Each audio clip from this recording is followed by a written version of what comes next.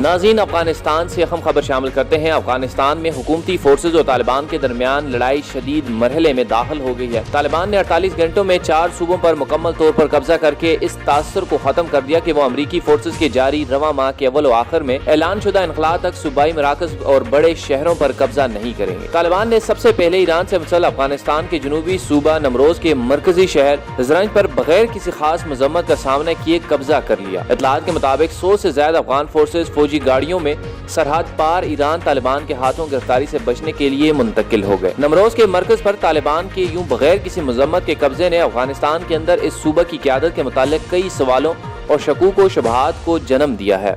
زرنج پر طالبان کے قبضے کے بعد ہفتے کی شب اس صوبہ کے لیے طالبان کے نامزد گورنر اور یہاں پر طالبان کی جنگی قیادت کرنے والے کمانڈر مولوی عبدالخالق اور مولوی عابد کو امریکی ڈرون نے نشانہ بنا کر قتل کیا، جو یہاں پر طالبان کے لیے ایک سب سے بڑا نقصان ہے۔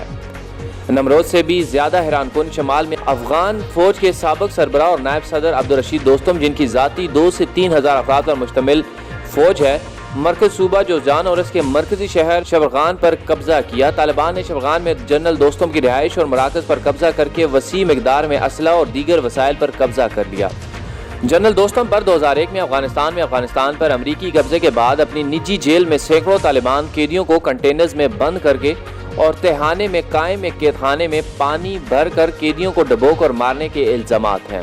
طالبان نے صوبہ قندوز کے صوبائی مرکز پر قبضہ کر کے اس صوبے کو بھی اپنے مکمل کنٹرول میں کر لیا ہے۔ طالبان نے قندوز کے مرکز پر 6 سال بعد بھی قبضہ بھی کیا تھا، مگر امریکی فوج کے فضائی حملوں کے بعد انہوں نے صوبے کا قبضہ چھوڑ دیا تھا۔ طالبان نے قندوز شہر میں واقع بالا حصار نامی بڑے فوجی مرکز پر بھی قبضہ کیا۔ قندوز وہ تاریخی صوبہ ہے جو کہ شمال میں طالبان کا آخری گڑھ تھا، جہاں پر افغانستان پر امریکہ حملے کے بعد طالبان قیادت نے القاعدہ، اپنے پاکستانی اور دیگر غیر ملکی جہادی ساتھیوں سمیت ہزاروں جنگجوؤں کو جنرل دوستم کو اس وعدے کے ساتھ تسلیم کیا تھا کہ وہ ان کو پرامن راستہ دیں گے، مگر جنرل دوستم ان کو کنٹینرز میں بھر کر جوزجان لے کر آئے، جس میں طالبان اور اس کے حامیوں سمیت سینکڑوں جنگجو قتل ہو گئے۔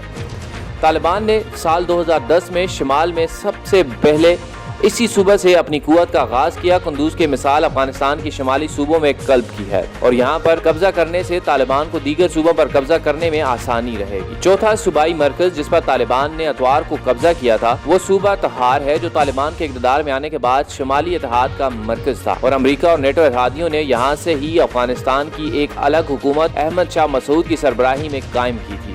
وادی پنجشیر کے علاوہ احمد شاہ مسعود نے تخار کے ضلع فرخار میں طالبان میں اپنا مرکز بنایا تھا، جہاں سے طالبان کے خلاف لڑائی کی تمام منصوبہ بندی کی جاتی تھی۔ تخار پر مکمل قبضے سے طالبان نے اب صوبہ پنجشیر کے گرد گھیرا ڈالا ہے، کیونکہ تخار ہی پنجشیر کا دروازہ ہے۔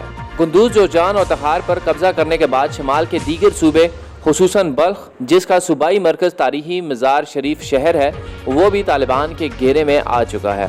اب طالبان شمالی اتحاد کے ایک اور بڑے مرکز اور اہم ترین شہر مزار شریف کی جانب پیش قدمی کر رہے ہیں اور شہر کے متعدد نواحی علاقے طالبان کے قبضے میں آ چکے ہیں۔ افغان اور امریکی ذرائع ابلاغ تسلیم کر رہے ہیں کہ مزار شریف پر آنے والے دونوں میں طالبان کا قبضہ یقینی نظر آ رہا ہے۔